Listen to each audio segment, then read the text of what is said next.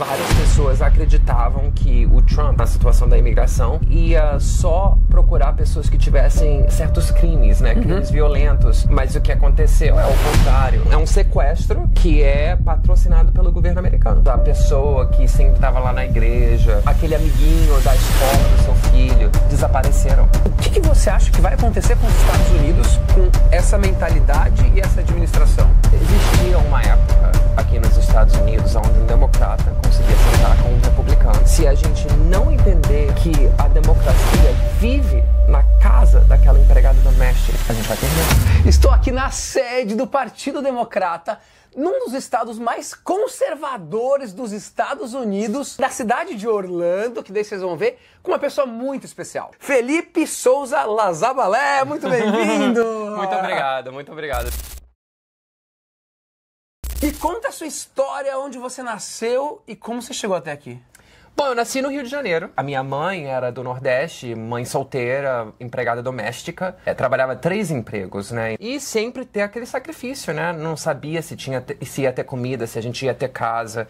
E cresci dessa maneira. Mas quando eu tinha mais ou menos 8 anos de idade, a minha irmã mais velha, Cláudia, falou que ela ia romper esse ciclo de pobreza que a gente vivia. Porque tem uma coisa, desculpa te interromper, mas que alguns neoliberais falam no Brasil que nada resiste, nenhuma pobreza resiste a 14 horas de trabalho.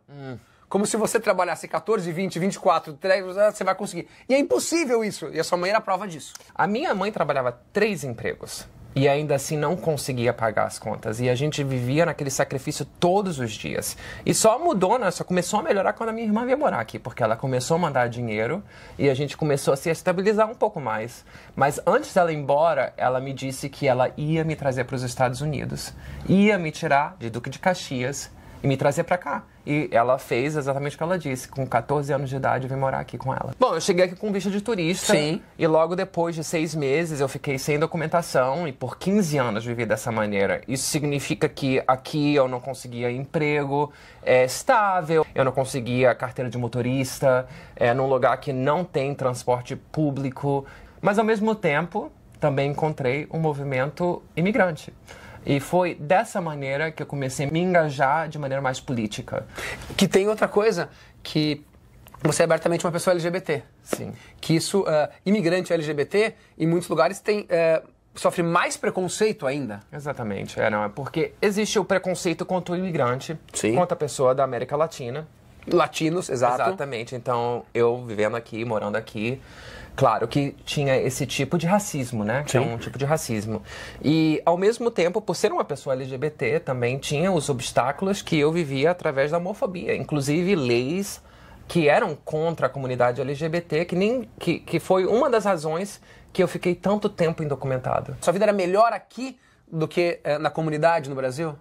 Olha, vou te dizer a verdade que sim, a minha vida era melhor aqui, porque aqui eu tinha comida, eu tinha um lugar para morar, embora fosse uma vida muito sacrificada. Tá. Então eu estudei, eu cheguei aqui com 14 anos de idade, eu fui estudar no 2º grau, paguei a faculdade. E como você conseguia esse dinheiro?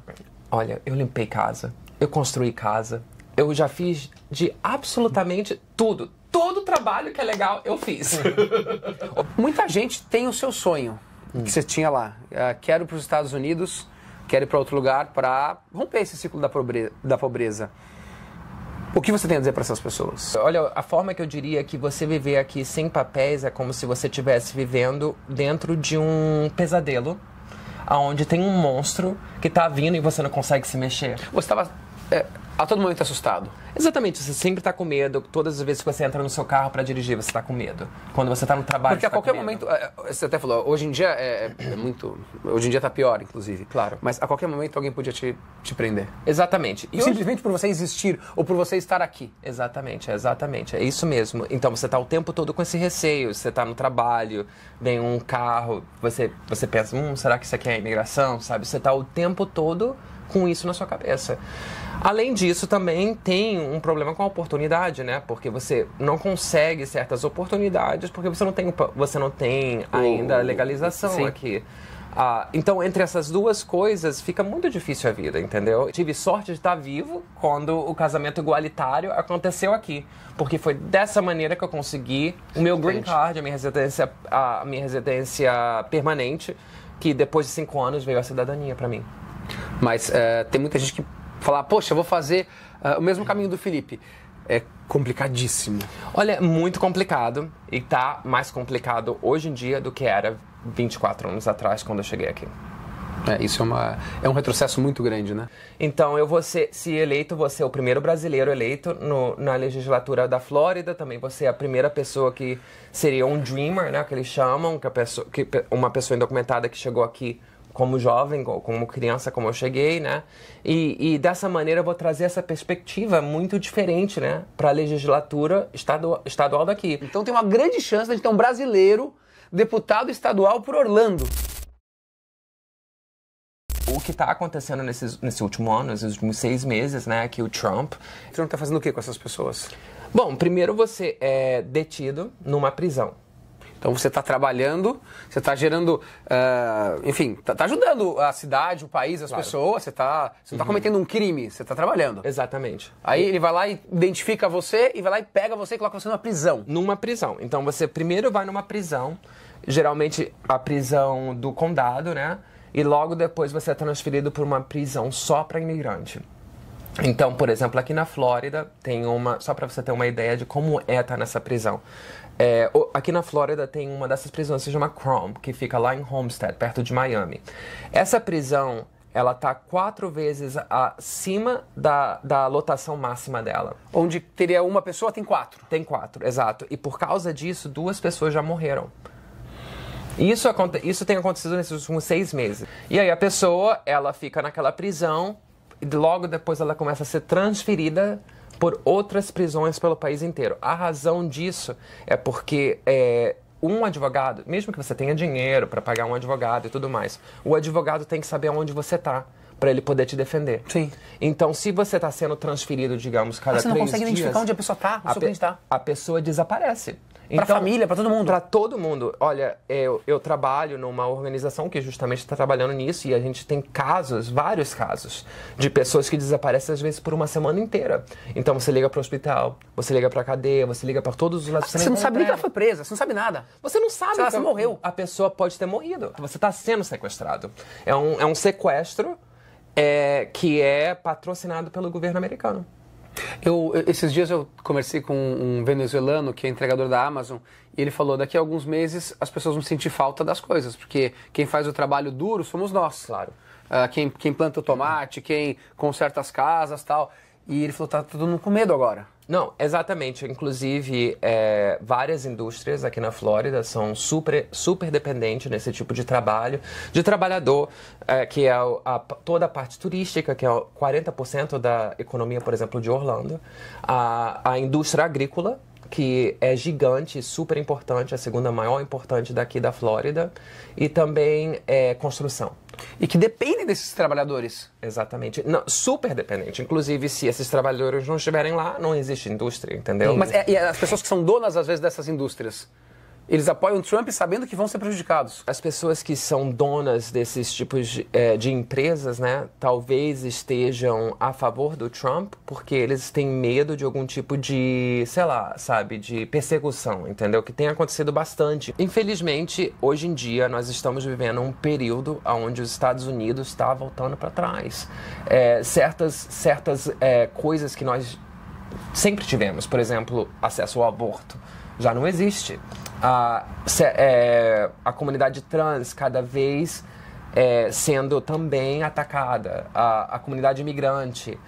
Nós estamos vivendo, infelizmente, um período histórico aqui que é muito difícil. Porém, ao mesmo tempo, existem movimentos que estão lutando contra, né? E essa fica sendo a esperança. O esforço de resistência está mais forte do que no primeiro governo Trump? Olha, eu vou te dizer que sim, eu acho que sim, que hoje em dia existe mais manifestações. Eu acho que também as pessoas estão se sentindo mais impactadas. Porque agora está mais agressiva a forma dele governar, né?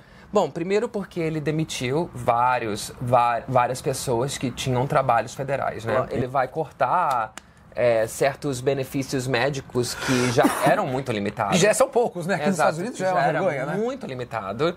E, inclusive, mas vai piorar.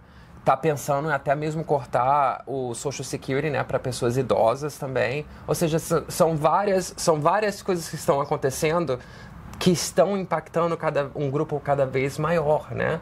E, inclusive, também, o fato é que várias pessoas acreditavam que o Trump, na situação da imigração, que ele ia só procurar pessoas que tivessem certos crimes, né? Crimes violentos.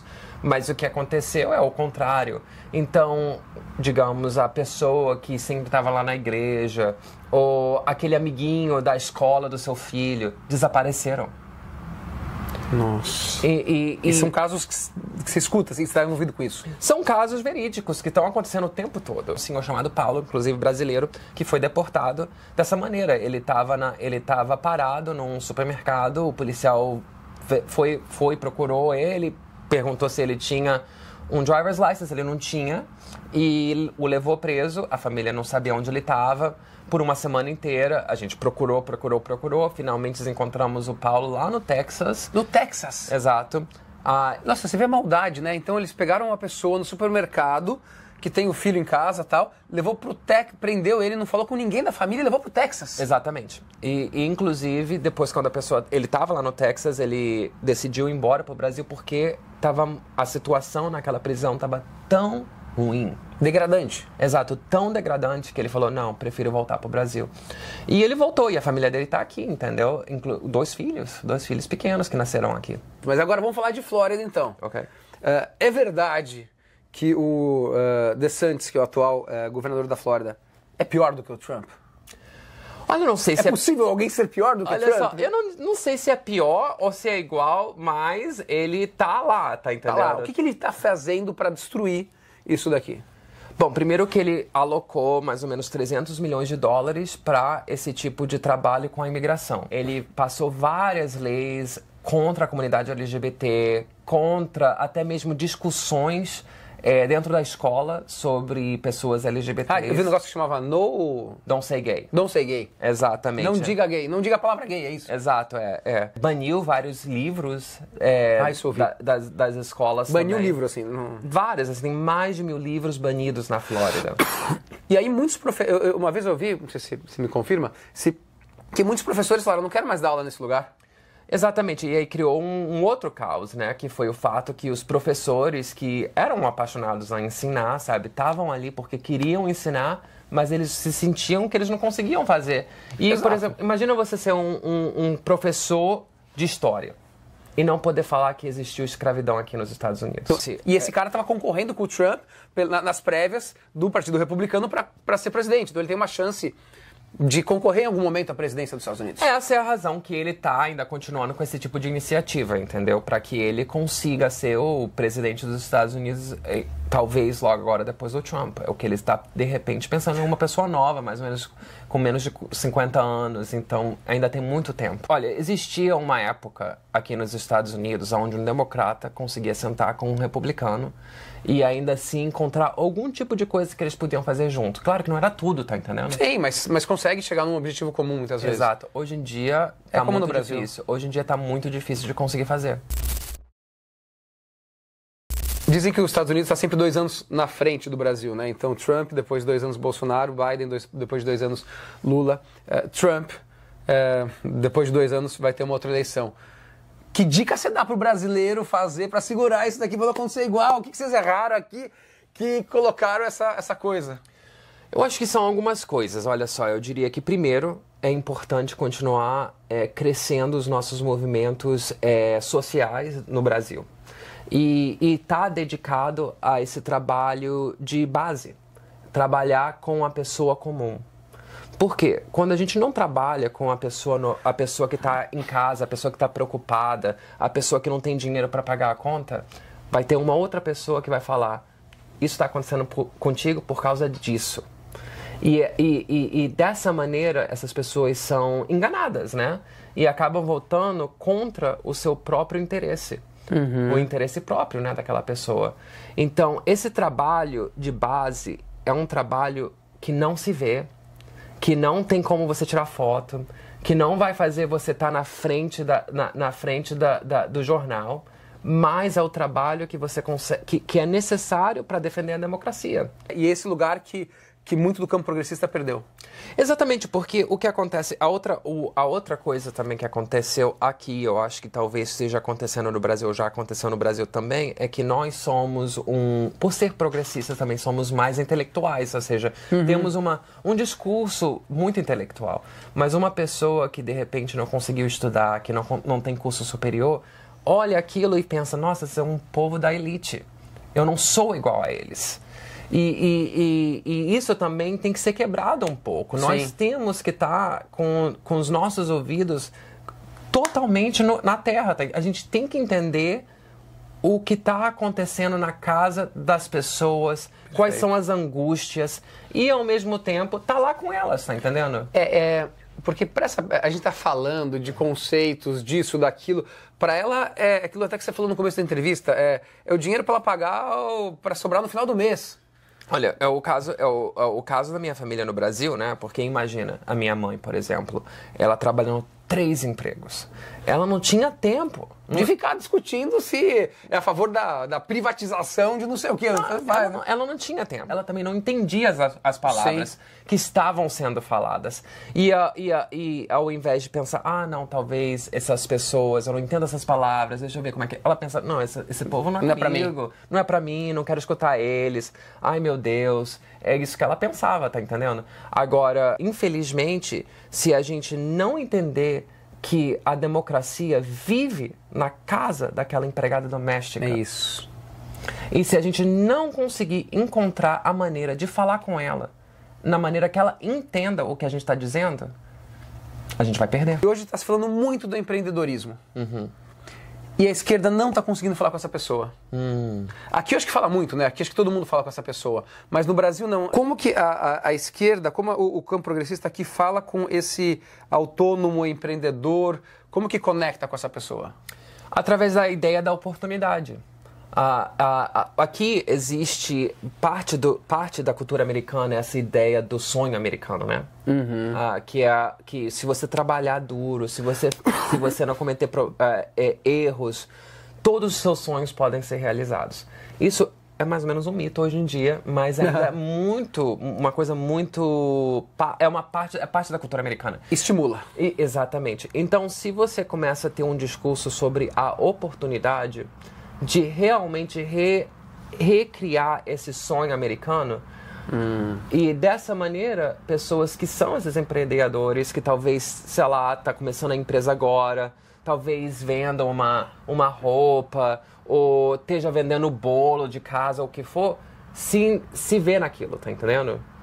Então, fica sendo esse a ideia, né, que de repente até mesmo a comunidade, o movimento no Brasil possa começar a ver como é que a gente possa... Gerar oportunidade. Exato, porque o que a gente está tentando fazer é que todas as pessoas, não importa quem elas sejam, não importa gênero, não importa nada, né, que ela tenha a oportunidade de não só viver, mas que ela consiga se realizar como ser humano. Sim. É isso que o movimento progressista quer, né? Essa é a nossa agenda. E por isso que a gente luta contra o preconceito, enfim, tudo aquilo, né? Porque são obstáculos que não deixam aquela pessoa chegar a ser quem ela é no seu potencial completo. Então, se a gente conseguir falar dessa maneira com essas pessoas que têm esse sonho de progredir, de avançar, para eles e para as famílias deles, eu acho que o nosso discurso, a nossa agenda está muito mais alinhada com os objetivos daquela pessoa. Perfeito. É porque, e aí, o outro lado, ele tenta falar assim, tenta vender que a esquerda está falando só de pobreza, quer que todo mundo seja pobre. E não é isso. A gente quer que todo mundo consiga ter uma vida muito digna. Olha, um outro ponto muito importante. Eu vejo que muitas vezes a gente está muito focado no problema. Sim. E não na oportunidade. Não na visão. Na visão, Qual é a nossa visão? Um dos discursos mais emblemáticos, né, que existe aqui nos Estados Unidos é o do I Have a Dream, né? Eu tenho um sonho. Do Martin Luther King Jr.